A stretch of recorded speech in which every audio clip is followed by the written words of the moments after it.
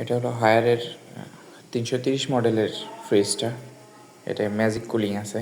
এটা এই যে 3টা কম্পার্টমেন্ট আছে, মূলত এই 3টা কম্পার্টমেন্টের জন্য আমি ফ্রিজটা নিয়েছিলাম, এবং এটা টুইন ইনভার্টার ফ্রিজ। তো কেনার পরে আমার যে ফার্স্ট 2 মাস পরে যে এক্সপিরিয়েন্সটা হলো সেটাই আমি শেয়ার করতেছি।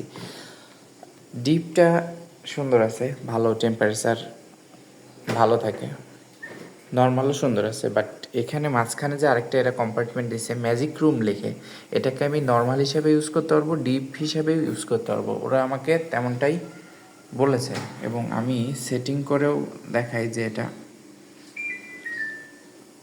উপরের কম্পার্টমেন্ট, এই যে ডিপ -18-তে থাকে আমার, মাঝের নিচের কম্পার্টমেন্ট 5 ডিগ্রিতে, এবং মাঝের কম্পার্টমেন্ট মানে ম্যাজিক কুলিং বক্সটা আমার -15-তে ছিল। তো -15-তে থাকার পরে ঘটনাটা যেটা হয়েছে সেটা হলো, নর্মালে এই বরাবর আমার এখানে তো ডিম থাকে, ডিমের যে ট্রে আছে, তো ডিম থাকার পরে দেখা গেলো ডিম আমি রান্না করতে চেয়ে দেখি যে ডিমগুলা হয়ে গেছে বরফ, এবং এইগুলা শেলটা খুলে দেখলেন পুরা আইসি অবস্থা।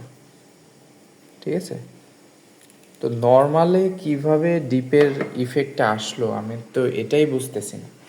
এরা কি এই যে নিচে দিয়ে তো ঠান্ডা আসার কোনো সুযোগ নেই, এবং এখানে যে রবারটা আছে যে এয়ার টাইট হয়ে থাকার কথা, যে এখানকার বাতাসটা নিচে আসবে না, বাট কিভাবে আসলো, কেন আসলো, এটা কি আসলে এদের ত্রুটি কিনা বা স্পেসিফিক এই ফ্রিজের ত্রুটি কিনা, আই ডোন্ট নো।